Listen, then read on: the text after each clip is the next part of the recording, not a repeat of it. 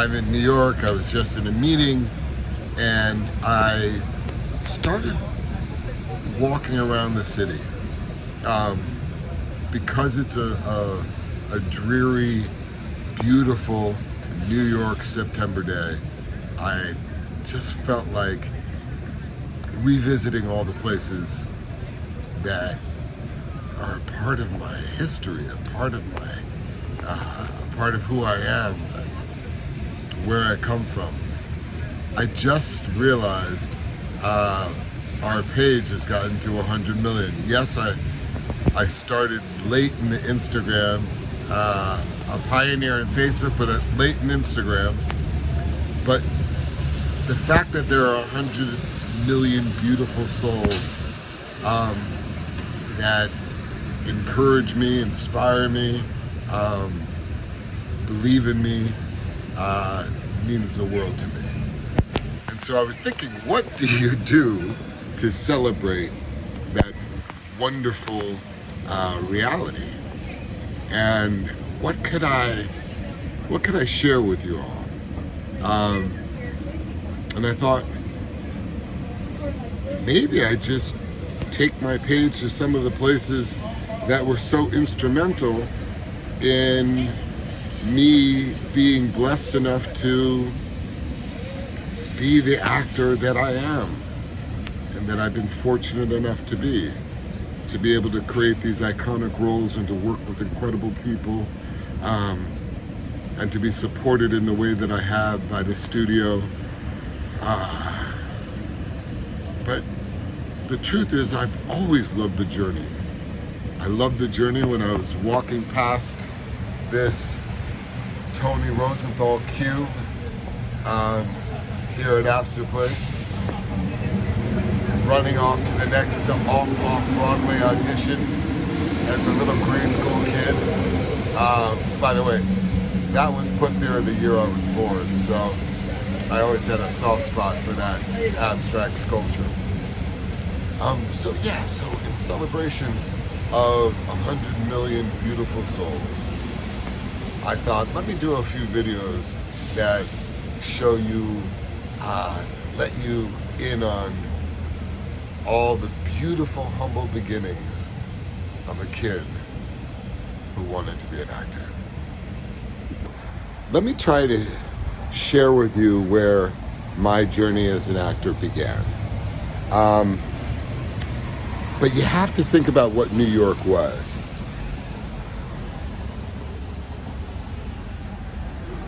Because we used to build ramps, before there was half pipes, we used to build skateboard ramps, bike jumping ramps. We were just New York City kids, and I was kind of the head of a little gang at 7 years old, and we used to ride our banana seat bikes all throughout the city. We would always, if there was a door like that, quite often there was a kitchen there. So we would always go to the kitchen, maybe try to tell a joke, and hope that a generous cook would, toss us some free French fries or something. You've heard me say my favorite food was free food. But this is a special location. And the reason why it's a special location is because many, many decades ago, when I was 7 years old, this door was open, and we came into this door, and on the other side of it were these props, these giant hamburgers and hot dogs and ice creams and Twinkies and ring-dings and all these things that were made out of styrofoam, because there was a play that was being produced here. So we were on the other side as kids, vandalizing this place, and this genius woman named Crystal, who had the foresight to enlist us as actors into her play, the play called The Dinosaur Door. She said, if you want to play here, learn these lines, come here every day at 4, and be a part of this production. And this was the first time I was ever on a stage, and the first time I had ever acted.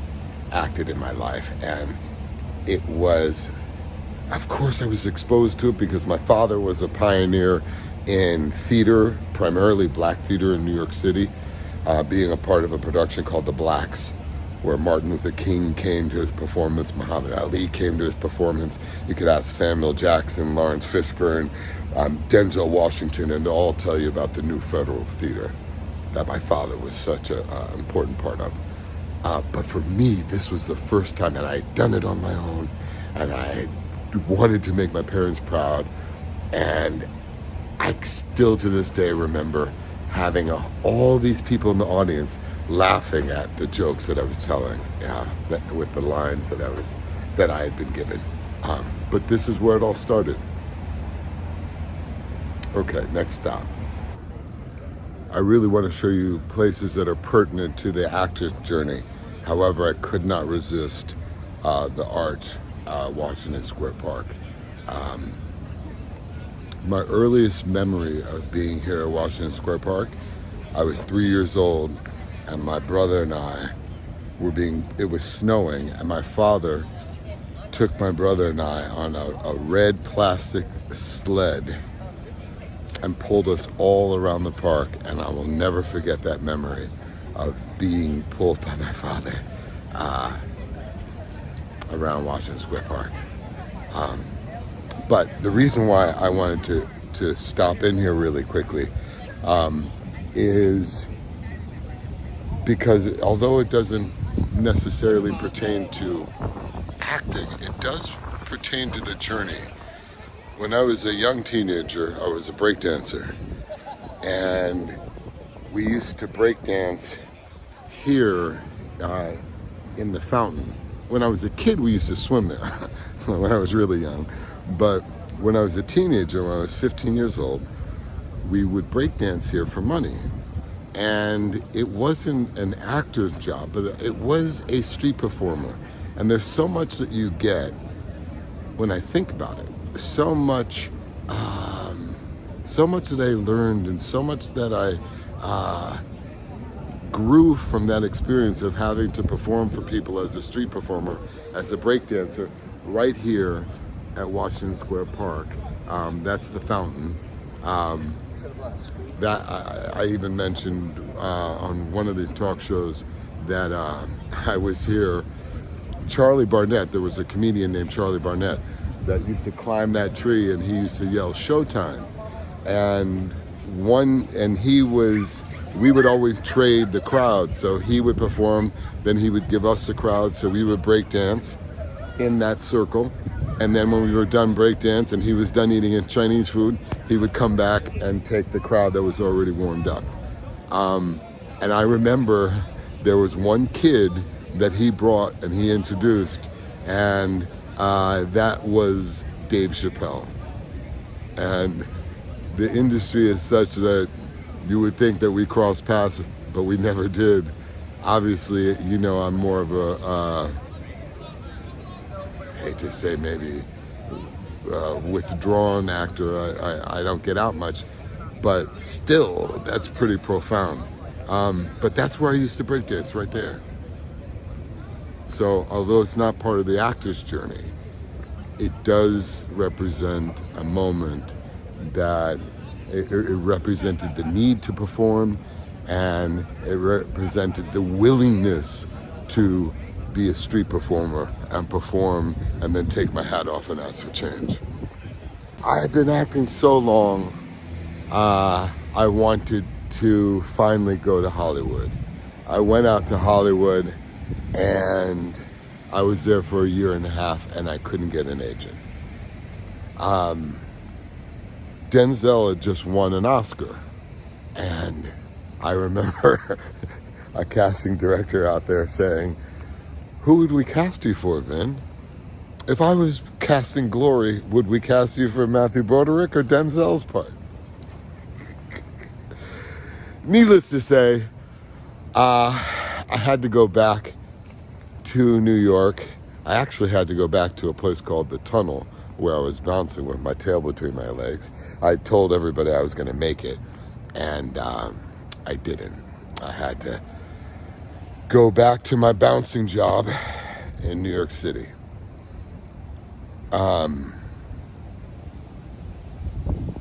So what I decided to do at that point was learn how to direct. And I learned how to direct, wrote a short film, learned how to produce it, and I directed this movie called Multifacial. And in some ways, it spoke of being this multicultural actor in an industry that was only filled with stereotypes and had no room for a young multicultural actor. The reason why I'm here is because the first shot that I had done for Multifacial was right on this corner.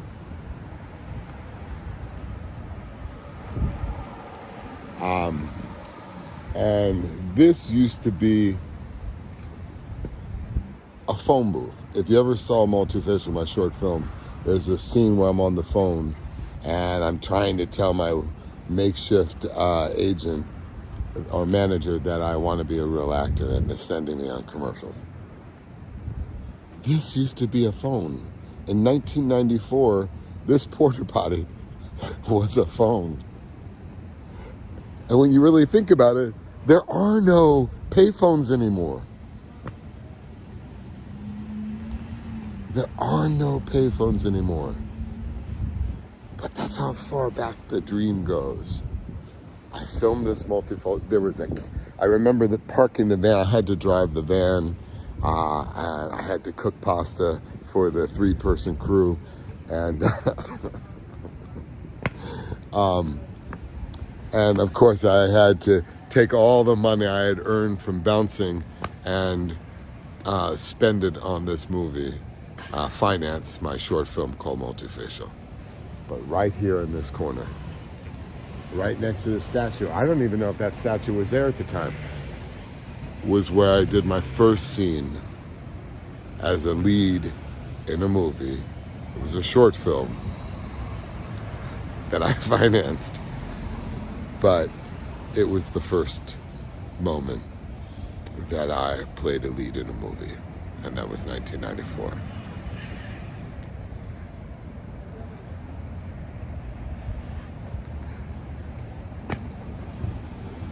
I'll end by saying not just the celebration of the Instagram page. In general, you all have been so deeply a part of this journey. You all have been there with me along the way the whole time. And I can't tell you how much I appreciate the fact that you inspire me to make movies, to tell stories. And I'll continue to do it. And I hope to make you all proud. Thank you again.